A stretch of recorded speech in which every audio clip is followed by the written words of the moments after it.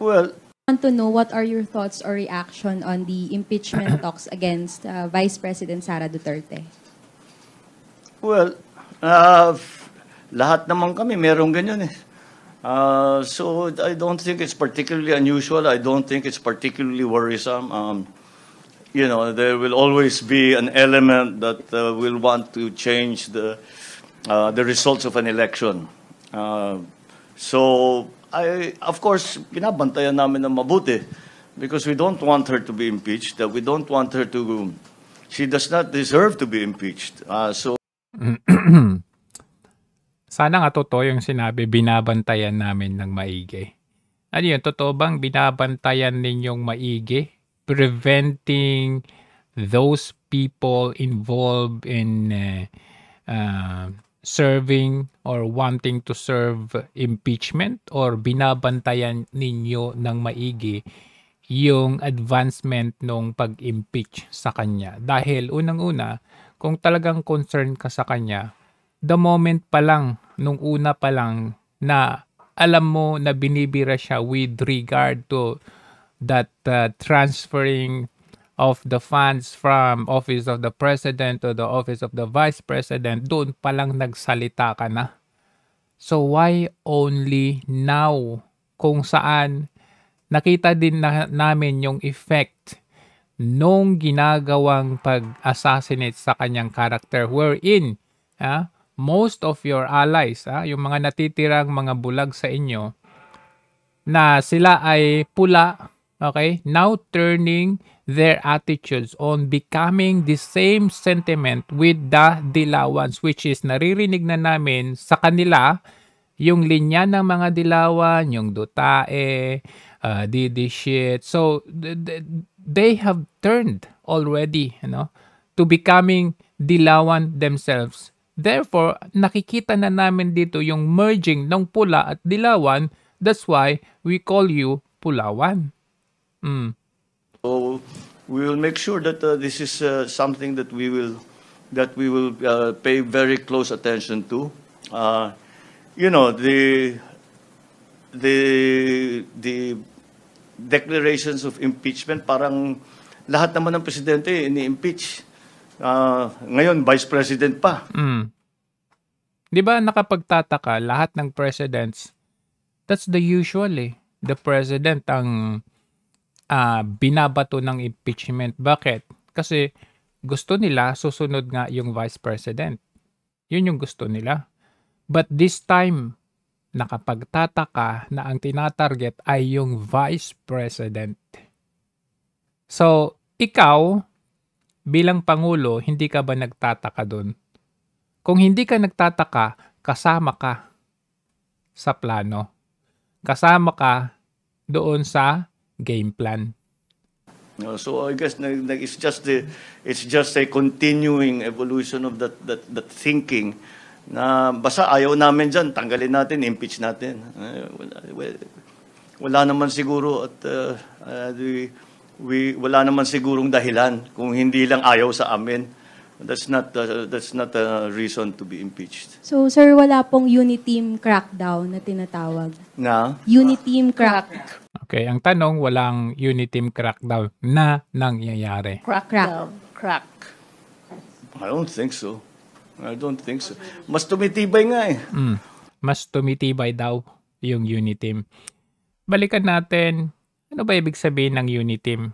Uniteam, kung saan binuo at nagsanipersa ang Marcos at Duterte, or vice versa, the Dutertes and the Marcoses. Noong panahon ng kampanya, doon nabuo yung uniteam. Take note, tandaan nyo. Ang base form ng uniteam, Marcos Duterte or Duterte Marcos. Ano nangyayari ngayon? Yung mga natitirang bulag, anti-Duterte na sila. So how can you say, Mr. President, na meron pa ring uniteam? At dito, sa susunod mong sinabi, ako 100% naniniwala, nadulas ka dito sa game plan ninyo. Dumadami yung pumupunta sa lakas, dumadami yung pupunta sa PFP. Diyan ka nadulas. Yung mga lumipat from PDP, ano yung PDP? PDP, political party ni Tatay Digong or Duterte. Okay? Lumipat sila either sa Lakas or PFP. Hence, you guys preparing for 2025 and 2028. So, yung mga lumipat, dating PDP, alay ng Duterte. Saan sila lumipat? Sa team ninyo. Ngayon, mabalik tayo doon sa base form ng Uniteam, Marcos Duterte.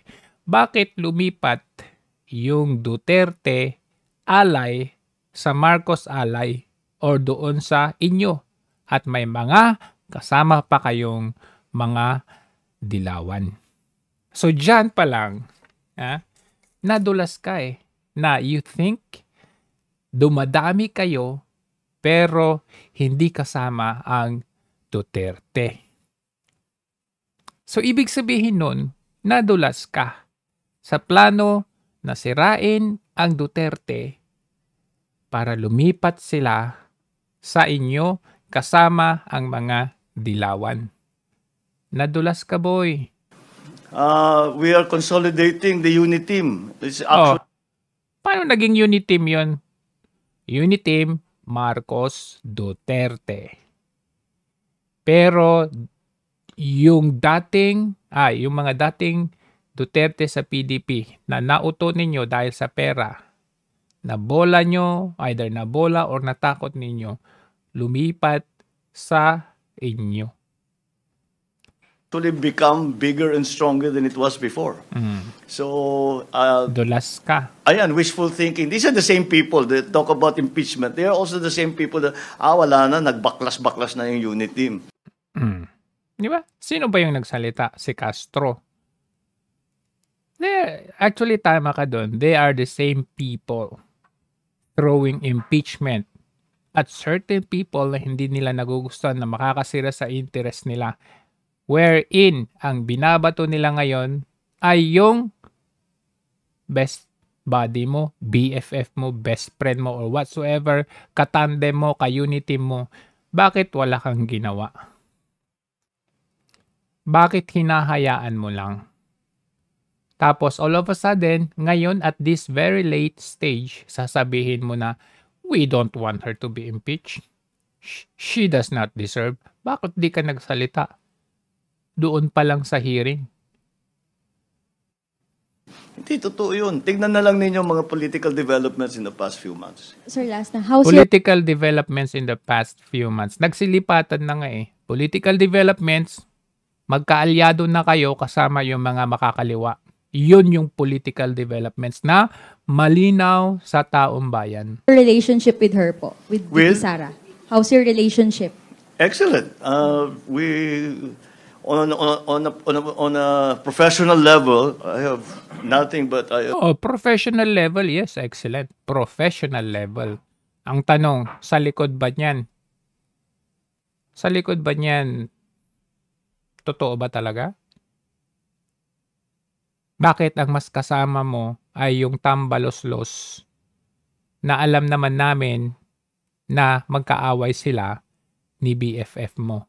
Kung talaga ka, di dapat balanse ka. Tignan mo, balansehin mo yung pakikitong mo sa kanila. Pero nakikita namin, nakapwesto na kayo, no? Para ipakita yung paghahanda ninyo coming 2025 and 2028. I have nothing but good things to say about the work that she has done in the Department of Education. On a very personal level, we get along very well because you cannot campaign Personal level? Nakita namin yan, personal level na yan. Paano nung campaign? Pero ngayon, di namin nakikita. for how many months was that? We were campaigning together without getting to know each other very well. And it turns out that we have... See? So, malinaw. Malinaw dito na nadulas ka. Yung sinabi mo na lumipat, hindi mo sinabing lumipat, pero sinabi mo padagdag ng padagdag yung sa Lakas at PFP. saan galing yung mga lumilipat? Yung dagdag na yun, saan galing yung dagdag na yun? Di ba, sa alay ni former President Duterte.